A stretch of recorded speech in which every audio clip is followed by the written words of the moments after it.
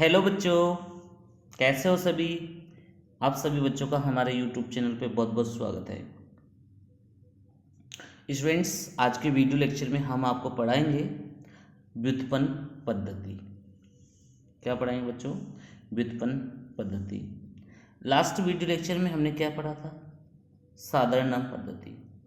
Students, इस व्युत्पन्न पद्धति में जो यौगिकों का नामकरण करते हैं उसमें एक प्रतिनिधि यौगिक होता है।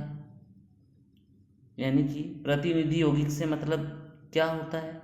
जैसे मैं आपसे कहूँ कि मेरे पास एक एल्केन श्रेणी है। क्या है? एल्केन श्रेणी है। अब इस एल्केन श्रेणी का प्रतिनिधित्व करने वाला यौगिक कौन सा है? मेथेन है। तो इसमें बच्चों ये मेथेन सभी श्रेणी के सभी सदस्यों में कॉमन रहेगा। श्रेणी के सभी सदस्यों में क्या रहेगा बच्चों? कॉमन रहेगा। जैसे फॉर एग्जांपल बात करें बच्चों, ये हमने यहाँ पर सभी पर क्या ऐड कर दिया? ये हमने HH ऐड कर दिया। अब स्टूडेंट्स, इसका नाम क्या है? इसका नाम क्या है? मेथेन। क्या नाम है बच्चों? मेथेन। लेकिन अब जैसे हमने क्या किया, H को रिप्लेस कर दिया, हटाकर CH3 ग्रुप ऐड कर दिया, S ऐड कर दिया। तो अब इसका नाम क्या होना चाहिए बच्चों? Methyl methane. मेथिल मेथेन, ये नाम होना चाहिए, मेथिल मेथेन। अब स्टूडेंट्स देखिए, ये मेथिल मेथेन आया है। अगर मैं आपसे ये कहूँ कि आपने यहाँ अब 2 CH3 यूज किए, तो अब देखिए, अब नाम क्या दोगे बच्चों इसका? डाई मेथिल मेथेन, ये नाम दोगे, डाई मेथिल मेथेन। अब स्टूडेंट्स, इसमें मेथेन यहाँ भी आ रहा है, मेथेन यहाँ भी आ रहा है, और ये जनक नाम था ही सही। तो स्टूडेंट्स, सबसे पहले आपको व्युत्पन्न पद्धति नाम लिखना है और इसकी डेफिनेशन लिखिए सभी बच्चे। डेफिनेशन लिखिए, वह पद्धति जिसमें कार्बनिक यौगिकों का नामकरण करते समय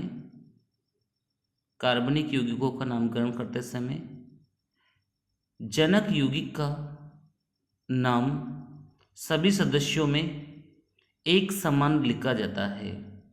जनक यौगिक का नाम सभी सदस्यों में एक समान लिखा जाता है। जैसे एल्केन श्रेणी, जैसे फर्स्ट लिखिए एल्केन श्रेणी, और एल्केन श्रेणी में कॉमन नेम, जनक नाम मेथेन होगा। जैसे मेथेन आप ऐसे बना लीजिए, फिर लिखिए मेथिल मेथेन, फिर आप लिखेंगे डाई मेथिल मेथेन। और एग्जाम्पल हम यहाँ लेते हैं। देखिए बच्चों, अब इसका एग्जाम्पल क्या होगा? इसका नाम क्या होगा? अपने आप दिमाग चलेगा आपका। इसका नाम क्या होगा? चारों वैलेंसी पर हमने बच्चों क्या ग्रुप जोड़ दिया? मेथिल। तो नाम हुआ इसका tetra methyl methane. Tetra methyl methane. Students, ऐसे बहुत सारी श्रेणियां होती है। जैसे कि मैं आपको बताऊं, सेकंड नंबर पर है, हम एल्कीन श्रेणी की बात करते हैं आपसे। ये एक होमोलोगस सीरीज है, सजातीय श्रेणी है, होमोलोगस सीरीज एल्कीन श्रेणी है। अब इसमें रिप्रेजेंटेटिव कंपाउंड क्या होगा इसका? प्रतिनिधि यौगिक क्या होगा इसका? जो सभी में कॉमन होगा वो है एथिलीन। क्या होगा? एथिलीन। अब इस एथिलीन का संरचना समूह क्या है? ये है सभी में। फ्री वैलेंसी पर क्या ऐड करते हैं बच्चों? हम फ्री वैलेंसी पर हम HH ऐड कर देते हैं। ठीक है, तो इसी का ही नाम क्या है? एथिलीन है। इसी का ही नाम क्या है बच्चों? एथिलीन। अब जैसे हमने बच्चों यहाँ पर H की जगह पर CH3 यूज किया, यहाँ CH3 यूज किया, यहाँ CH3 यूज किया, तो बच्चों अब इसका नेम क्या होगा? तीनों तरफ क्या है? मेथिलीन समूह है, तो नाम हो गया इसका try methylene ethylene, try मैथिलीन ethylene. Clear students? Another example देखिए बच्चों इसमें। अब आपने एक तो मिथाइल ग्रुप ऐड कर दिया और एक आपने इथाइल ग्रुप ऐड कर दिया, तो अब स्टूडेंट्स इसका नोमेनक्लेचर क्या होगा? Ethyl, methyl, ethylene, ethylene, methyl, methyl, ethylene, ethylene जिसे हम बोलते हैं। नेक्स्ट एग्जाम्पल अगर स्टूडेंट्स इसमें लेते हैं हम, तो देखिए बच्चों, हमने यहाँ CH3 ऐड कर दिया, यहाँ CH double bond CH2 add कर दिया, यहाँ CH3 ऐड कर दिया, यहाँ H ऐड कर दिया।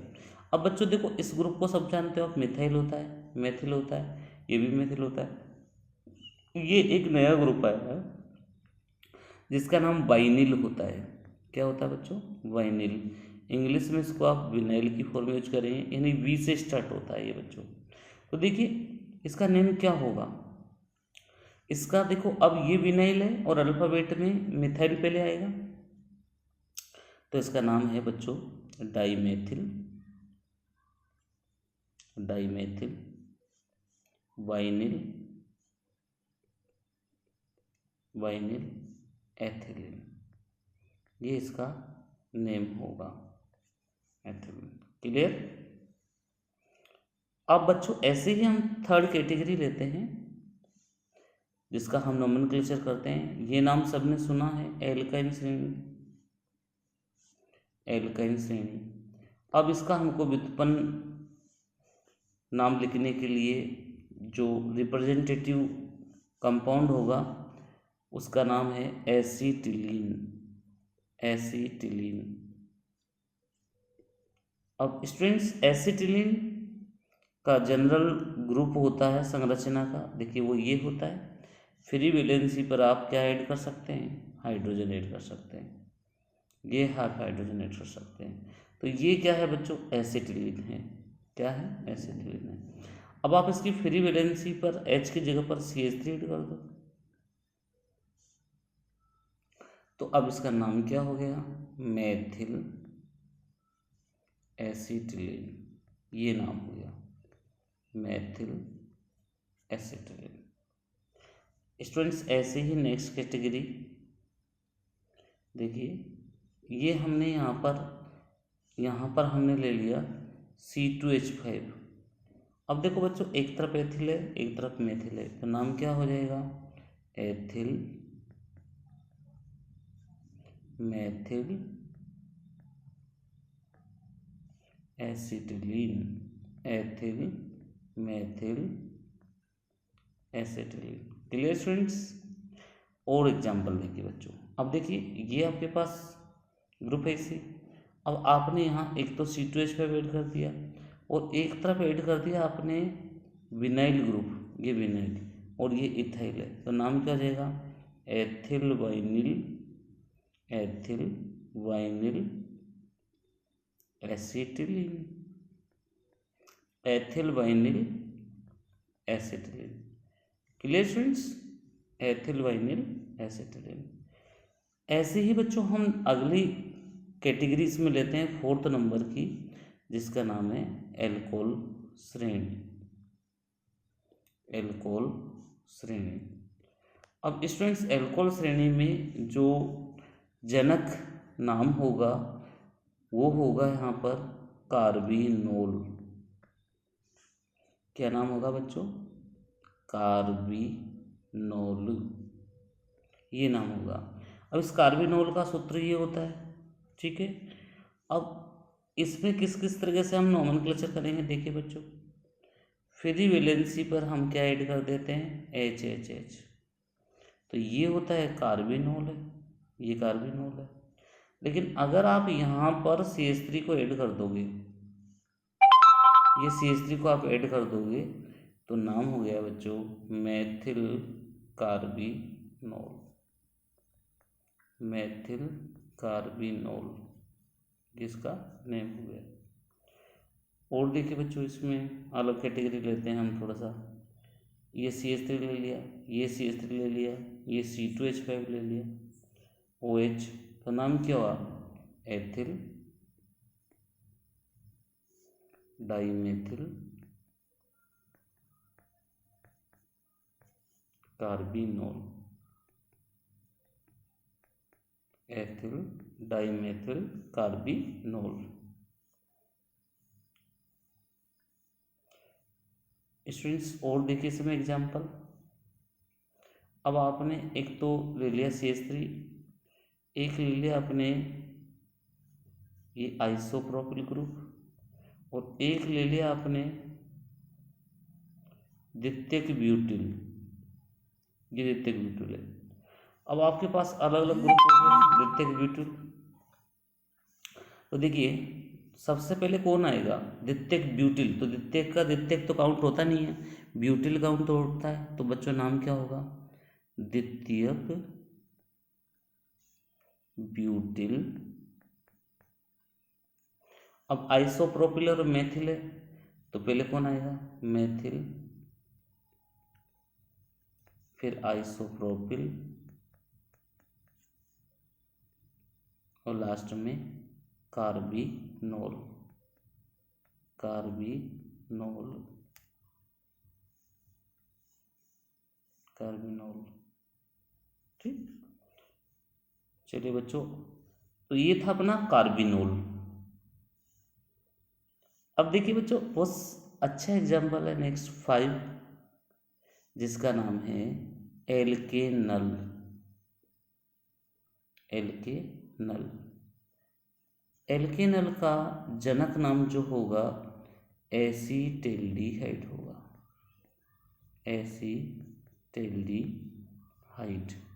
ये नाम होगा बच्चों। और इसका स्ट्रक्चरल ग्रुप, संरचना समूह CHO रहेगा, इसके साथ क्या अटैच रहेगा, CH3। फ्री वैलेंसी पर हम क्या ऐड कर देंगे, यहाँ हाइड्रोजन ऐड कर देंगे सभी जगह पर। अगर हम इसमें यहाँ CH3 ऐड करते हैं, और ये CHO ऐसे कैसे ही है, तो नाम क्या होगा इसका, tri methyl acetaldehyde, tri methyl acetaldehyde, acetaldehyde. Clear students. अब देखिए इसमें हम अनोदर कैटेगरी और ले सकते हैं, जैसे हमने यहाँ पर एक तो CH3 ले लिया, एक C2H5 ले लिया, और एक ले लिया हमने CH≡CH2, और यहाँ ले लिया हमने CHO, ये CHO। अब देखिए ये तो बाइमिल ग्रुप है, ये मेथिल है और ये एथिल है, तो सबसे पहले कौन आएगा इन सब में, एथिल। तो नाम लिखेंगे बच्चों, ethyl, methyl, vinyl, acetaldehyde, acetaldehyde. Okay students, अगला एग्जाम्पल हम लेते हैं यहाँ पर नेक्स्ट 6 नंबर की, और वो है एल्केनोइक अम्ल, एल्केनोइक अम्ल। तो ये तो होमोलोगस सीरीज है एल्केनोइक अम्ल, जिसका जनक नाम है एसिटिक अम्ल, एसिटिक अम्ल। स्टूडेंट्स एसिटिक अम्ल की बात करें तो एसिटिक अम्ल को रिप्रेजेंट ऐसे करते हैं, ये एसिटिक अम्ल है। अब इसकी फ्री वैलेंसी पर हमने CH3 ऐड कर दिया, तो नाम क्या हो जाएगा, मेथिल एसिटिक अम्ल। 2 CH3 यूज करेंगे तो डाई मेथिल एसिटिक अम्ल, 3 CH3 यूज करेंगे तो ट्राई मेथिल एसिटिक अम्ल, ट्राई मेथिल एसिटिक अम्ल। Clear students.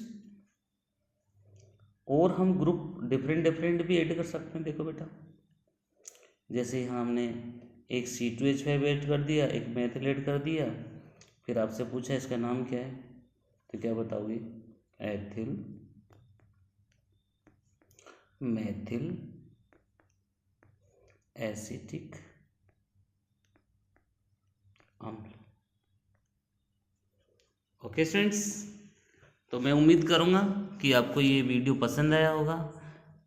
अगर स्टूडेंट्स आपको वीडियो पसंद आता है तो प्लीज़ आप हमारे चैनल को लाइक शेयर एंड सब्सक्राइब जरूर करें। Thank you everyone for watching my video.